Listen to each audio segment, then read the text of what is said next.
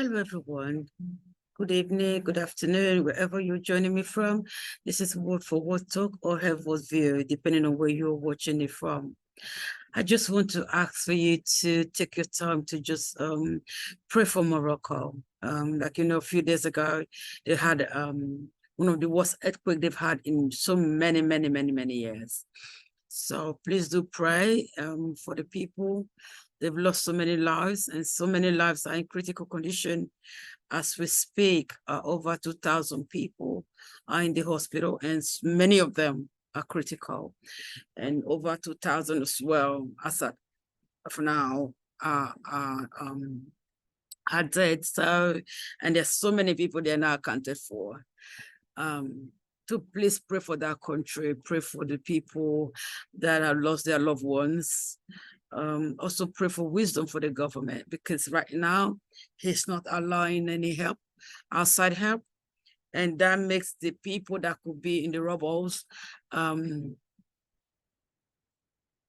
my word, that made them very, that put them in a very risky position, that if nobody comes for them within the first 72 hours, I think that's the emergency kind of time that they think they can rescue people from such situation. If nothing is done, those that are still in the rubble, that are still breathing, maybe crying out for help, will just be lost. So let's ask that, I don't know if it's, whatever the reason is, that is making him to be slow in accepting help from countries that are actually reaching out, that he will just put whatever is aside and save the lives of the people. At first, I thought maybe help were not coming, and as I heard the news this evening, I'm thinking, okay, people are calling in from different parts of the world for aids, for support, and just wherever way they could come and they could help. But the government is not accepting it, it's not receiving it yet. I think we only reached out to one particular country, I think Spain. So please pray for the government, that they know what they're doing, for wisdom to rescue the lives that are still trapped in some of these buildings. So I'm going to play this video for you to just hear for yourself. Thank you. Wrangham, John Yang is away. After suffering its worst earthquake in over a century, Morocco has begun 3 days of national mourning. At least 2,100 people are dead, another 2,400 are injured, many of those critically, and many more remain unaccounted for. A 3.9 magnitude aftershock rattled the region today as villages were burying those who had died. Meanwhile, rescuers combed through rubble in a desperate search for any remaining survivors. The UN estimates 300,000 people were affected by Friday night's quake. Moroccans today pleaded for help. No bread, no electricity and water. People are suffering and aid is late. Some are stuck on the roads. Some lack food and shelter. We are 12 or 13 in a tent, including kids and parents. The situation is dire. But the Moroccan government has been slow to approve outside aid, even as a number of nations have offered it. Joining us now from Marrakesh is special correspondent Alex Cadier. Alex, thank you so much for being here. Could you just give us a sense of the latest of what you have been seeing? Well, the latest from Marrakesh, and you can see behind me, I'm at a blood donation center at the Mohammed VI Hospital. It's one of the biggest hospitals in Marrakesh. And I've been speaking to the officials here. They say they've had to turn people away for nearly 48 hours now. People have been queuing around the block, around 1,000 feet down the road, to donate their blood, tourists and Marrakesh locals alike. And they have been waiting, some arriving in the morning and only donating blood in the evening. And now this particular blood donation point is full of bloods and resources for those people most in need. So that's the situation in Marrakesh. Another point that we've observed today is that people have started to return to their homes. Last night, they were lining the streets, sleeping on the floor, sleeping in the streets, in the parks, wherever they could, because they didn't feel safe in their structures. Now they've started to head home. So certainly some solidarity on show and some reassured locals as well here in Marrakesh. We understand that many of those homes that they are now returning to have been made out of mud bricks, which I know are particularly vulnerable to tremors like this.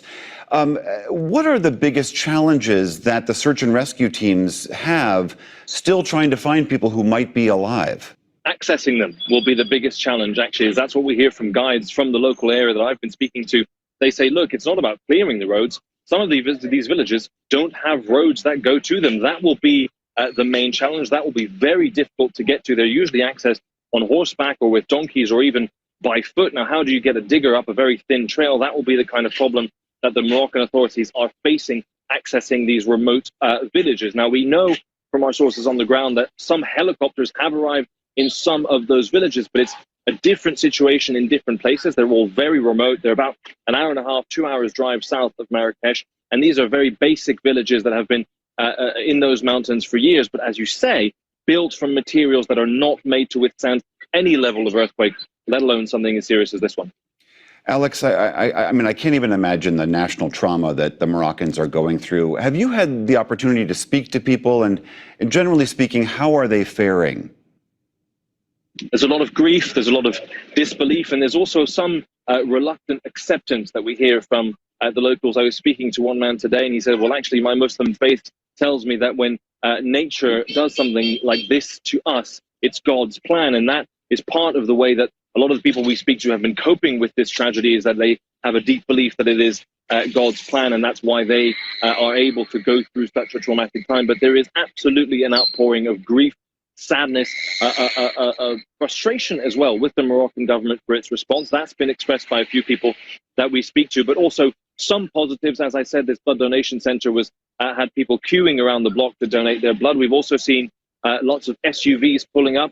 Some of the wealthier families in Marrakesh are driving their SUVs full of food and other things, water and sanitary products, for the families of the victims who are in Marrakesh now with nowhere to stay. So a lot of solidarity, but still a very serious outpouring of grief. As we reported, the Moroccan government has apparently not asked for a good deal of foreign aid that has been offered by many nations, including the United States. Has the government explained why it does not seem to be welcoming all of this aid as it's been offered? No, in a word, they haven't explained why some offers have been accepted. Spain said that they received an official request from the Moroccan government to help, but just further north, France has not received that request, even though they were ready, willing, and able to help. That's what's caused quite a lot of frustration, quite a lot of criticism that we're hearing here in Marrakesh of the government, saying, well, we don't know why. And I've asked a number of people here. Some say it's pride. Some say they're just a bit disorganized and they're not ready. And there's no clear understanding yet of why this is happening. But that international help is there, is ready. We've heard from India or Israel or even neighboring Algeria, who had broken diplomatic ties 2 years ago. Well, they've opened their airspace for humanitarian flight and offered their own resources to help as well. Whether or not the Moroccan government will take up those offers, we'll have to see in the next few hours and days. All right, Special Correspondent Alex Cadier, thank you so much for being here. Thank you. Well, you could see that the government is not really pushing for it. The people are crying out for it. They want help. There's no food, there's no water, there's no electricity, but the government is not receiving the help that they desperately need. What do you think? I mean, what do you think about such decision by the government? What are your views about it? Sometimes I think if their own family members were there, their loved ones, or somebody that is dear to their heart, would they take it so slow? Or would they say, well, I mean, we do it the way we want to do it? Or would they put every resource they can find to rescue that person's life or their lives? So anyway, that's just a thought. What are your thoughts? Please leave us a comment. And you have a wonderful, wonderful evening.